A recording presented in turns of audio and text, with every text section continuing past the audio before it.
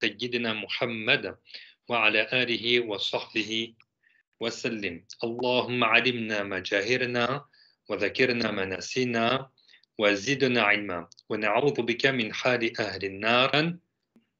Amin. Donc la dua, l'invocation que l'on fait avant le cours est la suivante. La louange est à Allah, le Seigneur des mondes, que les invocations des anges les plus vertueux soient accordées à notre maître Muhammad, sallallahu alayhi wa sallam, le plus honorable des messagers, le dernier des prophètes, que Allah nous accorde l'augmentation en science, qu'il nous rappelle ce dont nous avons oublié et qu'il nous préserve de l'état des gens de l'enfer. Et nous lui demandons l'intention sincère, parfois et par recherche de son agrément. Donc on va entamer le livre du Mukhtasar, Inch'Allah, et l'auteur a commencé par l'exposé du sens des deux témoignages. L'exposé du sens des deux témoignages. Alors, qu'est-ce que les savants ils ont dit? Ils ont dit, il est du devoir de la totalité des personnes responsables d'entrer dans la religion de l'islam, d'y demeurer à jamais et d'observer ce qui leur est obligatoire selon ses lois. Donc, quand ils ont dit, il est du devoir de la totalité des personnes responsables. Donc le devoir, comme nous avons dit hier, c'est un droit que Allah Ta'ala a sur nous. Donc c'est une obligation pour nous, pour chaque personne, pour tout individu, parce que là on parle carrément de toute personne responsable. Donc peu importe son origine, peu importe son rang social, peu importe la couleur de sa peau, à partir du moment où cette personne elle accède à la responsabilité, et on va expliquer comment on devient responsable, mukallaf. Donc, dès que la personne sur cette planète se trouve dans la responsabilité, se retrouve responsable, eh bien, c'est une obligation, si elle n'est pas musulmane, d'entrer dans la religion musulmane, de devenir musulman. C'est une obligation de devenir musulman. Alors, qui est le responsable? C'est celui qui est pubère, donc il n'est plus enfant, il ou elle a accédé à la puberté. Elle est saine d'esprit, cette personne. Donc, quand on dit qu'il est sain d'esprit, c'est-à-dire qu'il n'est pas fou, c'est-à-dire qu'il sait ce qu'il dit et il sait ce qu'il fait. Et il lui est parvenu les bases de l'appel à l'islam. Donc, quelqu'un qui lui est parvenu qu'il n'est de Dieu que Dieu et que Muhammad est le messager de Dieu, eh bien, il a réuni les trois conditions, il est donc responsable. Donc, comment on accède à la puberté? Donc, c'est lorsque la personne, donc le garçon par exemple, le garçon, il grandit et il voit l'apparition de son mani. Le mani, c'est le sperme ou son équivalent féminin. Donc, dès que l'enfant voit la sortie de son mani, il a vu que son mani est sorti, eh bien ça y est, il est devenu pubère. Si maintenant, il n'a pas vu son mani, mais il a atteint l'âge de 14 ans et 7 mois solaire, donc 15 ans lunaire. S'il a atteint l'âge de 15 ans lunaire, même s'il n'a pas vu son mani, il est pubère. Même s'il n'a pas vu son mani, il est pubère. Donc ça, c'est les deux choses qui parviennent à l'homme et à la femme. Et la femme, on rajoute une troisième chose. La femme, on rajoute la vue du sang de ses menstrues. Donc si il lui est advenu ses haïd, ses menstrues, alors elle est pubère. Elle est puberte. Donc soit elle a vu son mani, soit elle a vu le sang de ses menstrues, ou alors, si elle n'a ni vu son mani ni ses menstrues, mais elle a atteint l'âge de 15 ans lunaire, donc il n'est pas fou, et il lui est parvenu les bases de l'appel à l'islam, donc il a entendu qu'il n'est de Dieu que Dieu et que Mohammed est le messager de Dieu, ça y est, il est responsable, il est mukallaf. Quelqu'un qui est mort alors qu'il n'est pas responsable, il n'est pas mukallaf, eh bien celui-là, il ne sera pas il n'est pas menacé du châtiment de Allah Ta'ala. D'accord? Il ne sera donc pas interrogé et donc il n'ira pas soit en enfer ou d'un châtiment moindre que celui-là parce qu'il n'est pas responsable. Donc vous voyez, c'est très important de savoir qui est responsable et qui n'est pas responsable. On a dit que celui qui meurt alors qu'il n'est pas responsable, qu'il n'est pas mukallaf, il rentrera au paradis comme un enfant. D'accord? Un enfant, hein, il a 5 ans, 6 ans, 7 ans, 8 ans, 9 ans, 10 ans, 11 ans. Il n'a pas vu son mani, hein, il n'a pas atteint l'âge de 15 ans lunaire, ce garçon, et il meurt. On ne va pas dire qu'il ira en enfer, celui-là, ou qu'il sera menacé ou qu'il est menacé du châtiment dans la tombe, ou des épreuves terribles qui vont s'abattre sur certains au jour du jugement dernier. Eux, ils ne sont pas concernés par ça. De même que n'est pas concerné celui qui est né fou, c'est-à-dire il est né sans sa raison, sans son aql, et il a grandi sur cet état, même après l'âge de 15 ans lunaire, il est resté sur cet état, 20 ans, 25 ans, 30 ans, il n'a toujours pas retrouvé sa aql, donc il n'a jamais su, il ne sait pas ce qu'il dit, il ne sait pas ce qu'il fait, hein, celui qui n'a pas sa raison saine, et il est mort dans cet état-là, il n'est pas responsable, il n'y rentrera pas en enfer. D'accord? Même s'il n'est pas, vu qu'il n'est pas responsable, vu qu'il n'a pas son aql, même s'il n'a pas témoigné qu'il n'est de Dieu que Dieu et que Mohammed est le messager de Dieu, parce que lui, il ne sait pas ce qu'il dit, il ne sait pas ce qu'il fait en fait. D'accord? Donc celui-là, il a toute sa vie, il est resté sur cet état et il est mort dans cet état. Celui-là, on ne dit pas qu'il ira en enfer. Hein? On ne dit surtout pas qu'il ira en enfer. De même, celui qui n'a pas entendu les bases de l'appel à l'islam. Celui qui n'a pas entendu les bases de l'appel à l'islam, eh bien celui-là également ne sera pas châtié dans l'au-delà. Donc lui, il a vécu toute sa vie sans jamais avoir entendu les bases de l'appel à l'islam.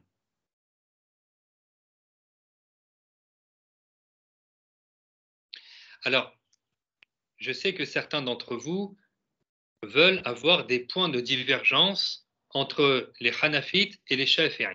Alors, on va en donner un sur cette question. On va donner un point de divergence sur la question: est-ce que celui qui n'a jamais entendu qu'il y a un prophète qui s'appelle Muhammad sallallahu alayhi wa sallam, est-ce que celui-là ira en enfer ou il n'ira pas en enfer?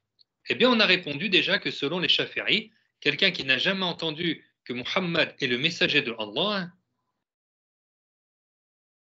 il n'a jamais entendu qu'il n'est de Dieu que Dieu et que Muhammad est le messager de Dieu, celui-là, il n'est pas mukallaf. Mais l'imam Abu Hanifa, lui, il a donné un détail sur cette question. Il a dit attention, même si quelqu'un, il n'a jamais entendu qu'il n'est de Dieu que Dieu et que Muhammad est le messager de Dieu. Il n'a jamais entendu les deux témoignages, Shahadatain. Il n'a jamais entendu. Mais lui, il est mort sans avoir cru en l'existence de Allah Ta'ala. Celui-là, selon Abu Hanifa, celui-là, il ira en enfer pour l'éternité. Vous voyez le point de divergence? C'est-à-dire que l'imam Abu Hanifa, lui, il a rajouté un détail. Il a dit attention, même si quelqu'un n'a jamais entendu qu'il n'est de Dieu que Dieu et que Muhammad est le messager de Dieu, mais il est mort sans avoir cru en Allah Ta'ala. Il ira en enfer pour l'éternité.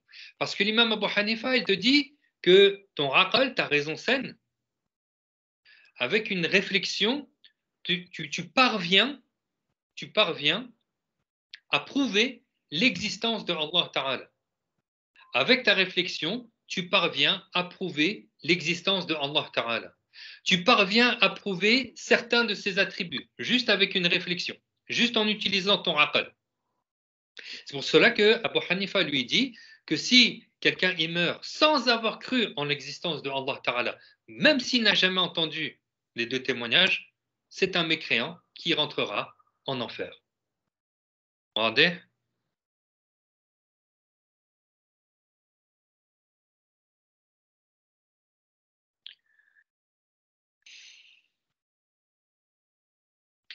Donc, pour donner un détail sur cette question, ils se sont basés, les deux, pour donner leurs avis, ils se sont basés sur la ayah du Coran. وَمَا كُنَّا مُعَذِّبِينَ حَتَّى نَبْعَثَ رَسُولًا. Donc la ayah, elle te dit, et nous ne châtions qu'après avoir envoyé un messager. Et nous ne châtions qu'après avoir envoyé un messager. Donc, Shafi'i, lui, il a compris cette ayah que celui qui n'a pas entendu l'appel du prophète, il ne sera pas châtié. Puisque Allah dit, et nous ne châtions qu'après avoir envoyé un messager. C'est-à-dire, nous ne châtions pas avant d'avoir envoyé un messager. Parce que Shafi'i, il a compris de cette ayah que le châtiment qui est cité dans cette ayah, c'est le châtiment de l'au-delà. Lui, il a compris, dans cette ayah qui parle du châtiment, que c'est le châtiment dans l'au-delà, donc le châtiment de l'enfer. Donc pour Shafi'i, vu qu'il vise que c'est le châtiment de l'enfer, il te dit, celui qui n'a pas entendu l'appel du prophète, il ne sera pas châtié en enfer. Maintenant, l'imam Abu Hanifa, radiallahu anhu, lui, il a compris de cette ayah, et nous ne châtions qu'après avoir envoyé un messager, il a compris de cette ayah que le châtiment qui est cité dans cette ayah, c'est le châtiment d'extermination dans ce bas monde. Donc, selon la compréhension de l'imam Abu Hanifa, que Allah Ta'ala ne châtiera pas les gens dans ce bas monde s'ils n'ont pas entendu l'appel d'un prophète. Vous avez déjà entendu parler des châtiments d'extermination qui ont eu lieu pour certains peuples, comme par exemple le peuple de Lot, alayhi salam, ces gens qui se sont adonnés à la fornication entre les hommes. Ce peuple a été averti. Ce peuple a été averti.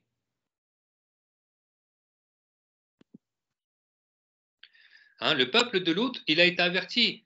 Pourtant, ils ont continué. Allah Ta'ala leur a envoyé un châtiment d'extermination. Sayyidina Jibril, alayhi salam, du bout d'une de ses ailes, d'une plume de ses ailes, il a soulevé 4 de ces villages au point que les anges du premier ciel ont entendu les coqs chanter et les chiens aboyer. Ils ont été soulevés et ensuite ils ont été retournés et écrasés sur la terre. Châtiment d'extermination pour ce peuple. Le peuple de Had a été exterminé également par ce vent, c'était un vent tellement puissant qui les a soulevés, il a soulevé les gens, il les a retournés, et pareil, ils se sont éclatés tête la première contre le sol.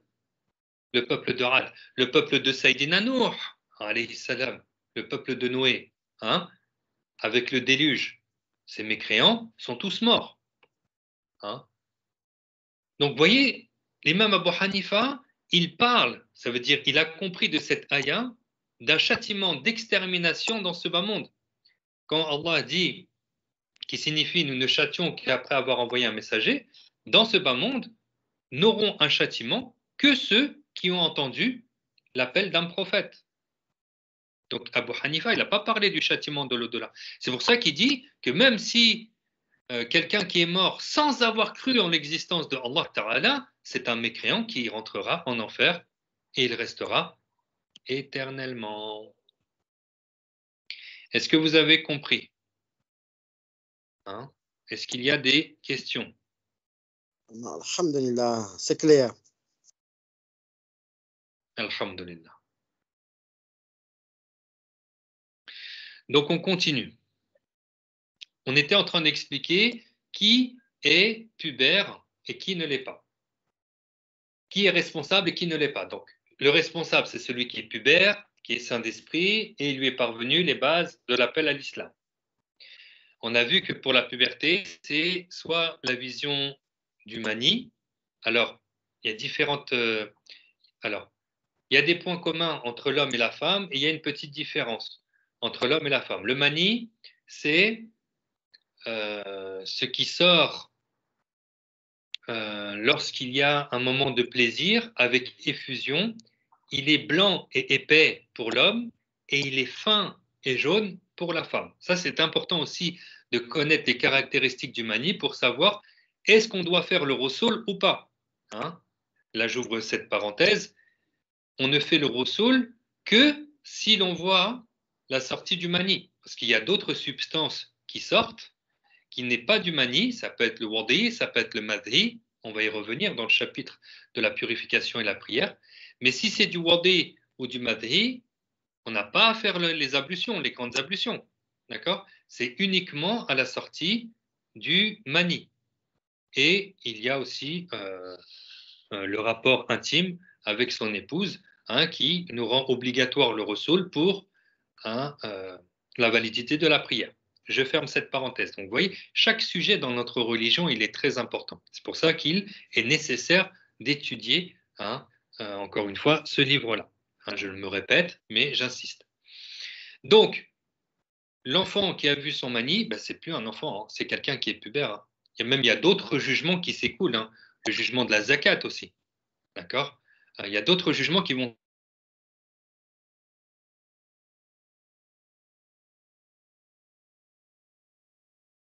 Bon, il est responsable. Celui-là, maintenant, il doit mettre dans son cœur la ferme résolution d'accomplir toutes les obligations que Allah lui a ordonnées et d'éviter tous les péchés. D'accord? C'est à partir du moment où l'enfant devient pubère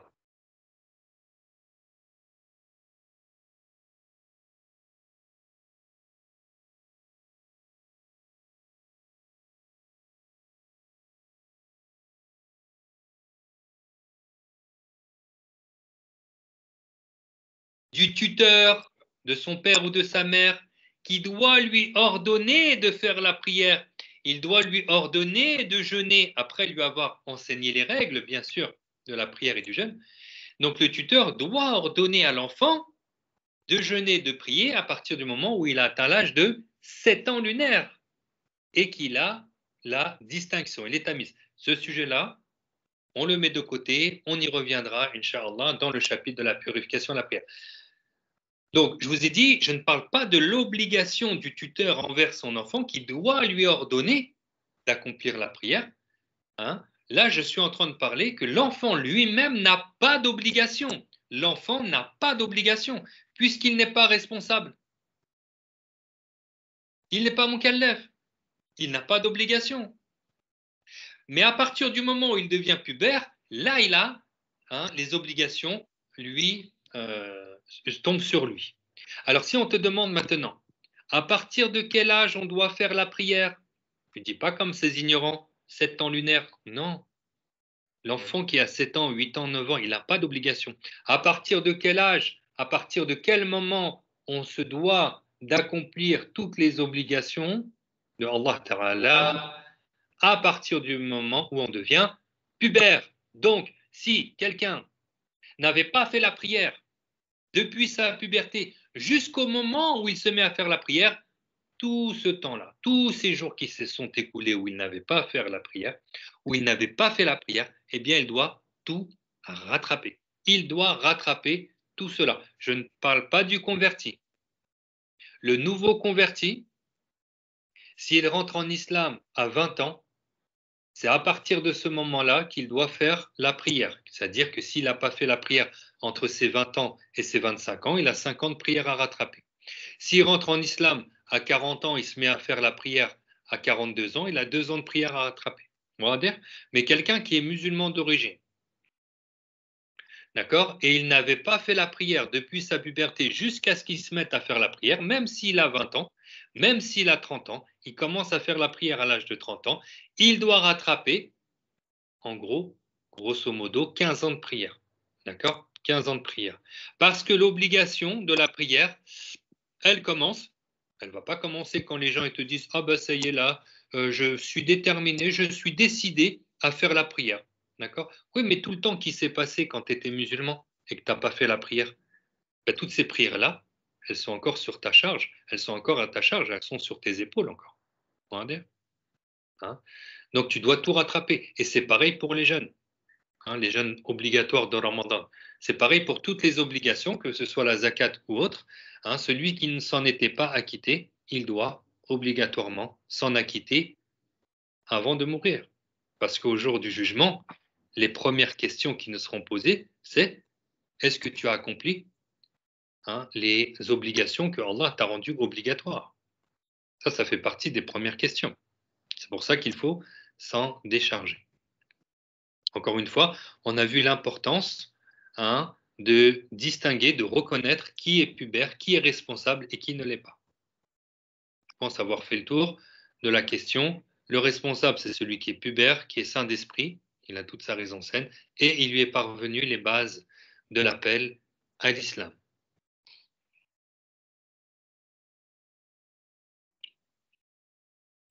Donc, le cheikh dit, il est du devoir de la totalité des personnes, donc mukallaf, on sait qui est maintenant le mukallaf, c'est une obligation pour toute personne responsable d'entrer dans la religion musulmane. Puisque quelqu'un maintenant, il a entendu qu'il n'est de Dieu que Dieu, que Muhammad est le messager de Dieu. On revient selon ce qu'a dit l'imam Shafi'i. Quelqu'un qui a entendu qu'il n'est de Dieu que Dieu, que Muhammad est le messager de Dieu. N'est-ce pas qu'il doit apprendre ce qu'a dit le messager de Dieu, l'envoyé de Dieu, l'envoyé de celui qui nous a créés, le messager du Créateur, du Seigneur des mondes. Bien sûr qu'on doit s'intéresser et savoir qu'est-ce qu'a dit le dernier des messagers. Puisque tu as entendu que ça y est, Allah Ta'ala, Dieu a envoyé un de ses prophètes qui s'appelle Muhammad, qu'il est le prophète de notre temps. On se doit de savoir, d'apprendre qu'est-ce qu'il a dit. Et ici, il a dit qu'il faut rentrer en islam, c'est une obligation pour tous ceux qui sont mukallaf d'entrer en islam, donc de témoigner qu'il n'est de Dieu que Dieu, que Muhammad est le messager de Dieu, il faut le faire. D'accord? Il faut le faire parce que Dieu te l'a rendu obligatoire. Dieu te l'a rendu obligatoire. Et donc, quelqu'un maintenant, alors, j'ouvre une petite parenthèse. Il y a très longtemps, il y a un non-musulman, un non-croyant, sans que je lui ai expliqué ce que je viens de vous dire, je lui ai fait l'éloge de l'islam, je lui ai parlé du prophète Muhammad sallallahu alayhi wa sallam, je lui ai parlé sur l'unicité de Dieu et qu'il faut absolument mourir avec cette croyance-là. Et il me dit, donc selon toi, il faut que tout le monde soit musulman. Je lui ai dit, non seulement c'est selon moi, mais c'est selon aussi ce que ton Créateur t'a ordonné. Ce que le Seigneur des mondes nous a ordonné. De mourir en croyant en lui, de mourir en croyant en son unicité et de mourir en croyant en ses prophètes. De suivre le dernier des prophètes, qui est celui de notre temps, et de croire en ce qu'il a dit. Et à ce moment-là, celui qui meurt avec cette bonne croyance, et il aura témoigné de cette bonne croyance, qu'il n'est de Dieu que Dieu, que Muhammad est le messager de Dieu, il ne sera plus inquiet après la mort, car les portes du paradis lui seront ouvertes.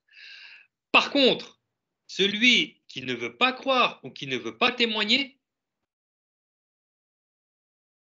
les portes de l'enfer lui sont grandes ouvertes. Dieu, il a envoyé ses prophètes en tant qu'annonciateurs de bonnes nouvelles et avertisseurs d'un châtiment. Les prophètes ont été envoyés en tant qu'annonciateurs de bonnes nouvelles. Ils ont annoncé la bonne nouvelle que celui qui meurt sur le tawhid, il rentrera au paradis. Pour toute personne qui est responsable d'entrer dans la religion musulmane.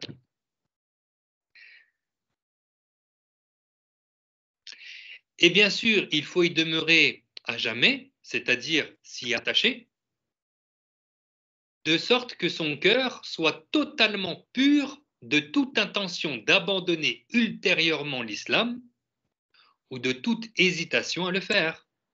Car si quelqu'un avait l'intention d'abandonner l'islam dans le futur, ou s'il hésitait en cela, il serait mécréant immédiatement. Ça, c'est une règle qu'on va voir dans le chapitre de l'apostasie. Quelqu'un qui entre en islam, mais lui, il a l'intention de quitter l'islam dans le futur, c'est immédiatement qu'il devient mécréant.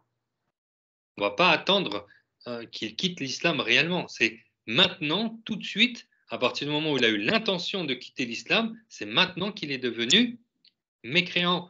Ou bien s'il a hésité, est-ce que je reste sur l'islam ou est-ce que je reste pas sur l'islam? Pareil, ça annule l'islam de la personne. Il est dans une hésitation. Est-ce que je... Il se dit, est-ce que je reste sur l'islam ou est-ce que je la quitte? Mais tout de suite, immédiatement, sur cette hésitation-là, il est devenu mécréant. Hein? Hésiter à faire de la mécréance, c'est de la mécréance. Ça, c'est une règle. Hésiter à faire de la mécréance, c'est de la mécréance. D'accord?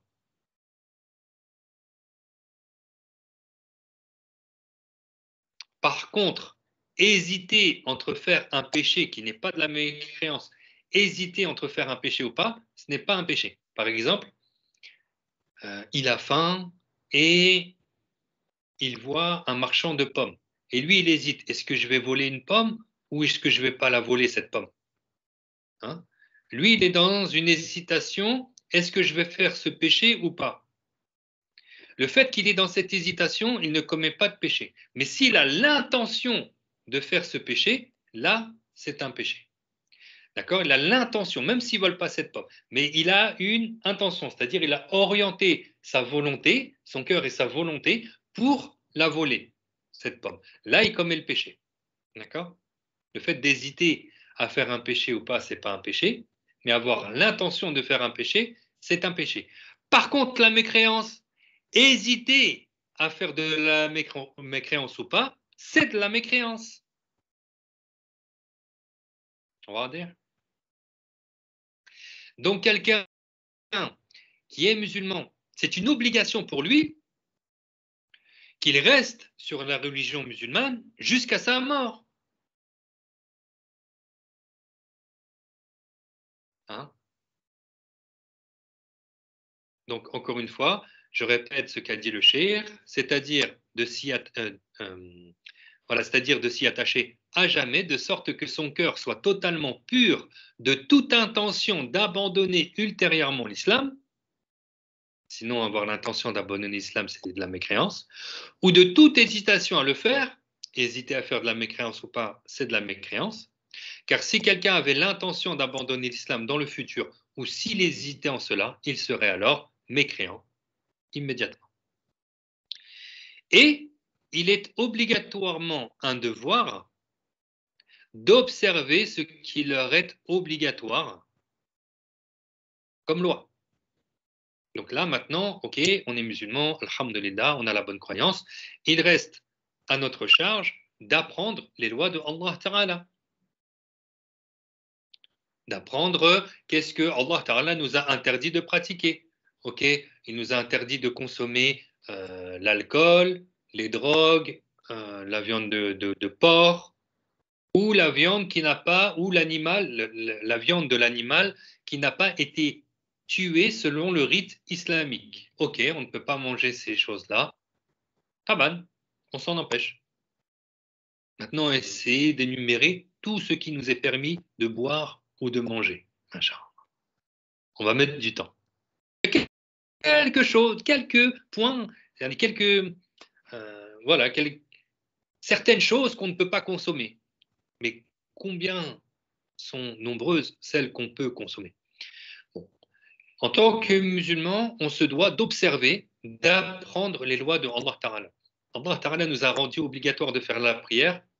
Tamam, ok. Eh ben, je vais apprendre comment on fait la prière, quelles sont les conditions de validité de la purification, quelles sont les conditions de validité de la prière. Donc, il y a la purification, il y a les autres conditions. Quels sont les piliers de la prière? Ok. Qu'est-ce qui annule la prière? Ok. Ah, voilà, je peux faire la prière tranquille. On va même voir le chapitre des conditions d'acceptation. Vous voyez, c'est une obligation d'apprendre les lois de Allah Ta'ala. Si je m'engage dans une transaction, je vais apprendre les jugements. Qu'est-ce qui me reste à faire pour que ma transaction soit valable, soit valide selon le jugement de Allah Ta'ala? Je vous donne un exemple, par exemple. Il y a des choses qu'on n'a pas le droit d'acheter ou on n'a pas le droit de vendre. On a parlé de l'alcool, par exemple. Quelqu'un qui va vendre de l'alcool, il n'a pas le droit de le vendre. Donc lui, il va donner la bouteille à son client. D'accord? Et en contrepartie, il va récupérer de l'argent. Mais il faut savoir que cet argent-là, il ne rentre pas dans sa possession. Pourquoi? Parce que la transaction n'est pas valable selon le jugement de Allah. C'est pour ça qu'on dit que c'est de l'argent haram. C'est de l'argent issu du haram. Parce que cet argent-là, il est fait à partir d'une transaction qui n'est pas valide dans la religion musulmane.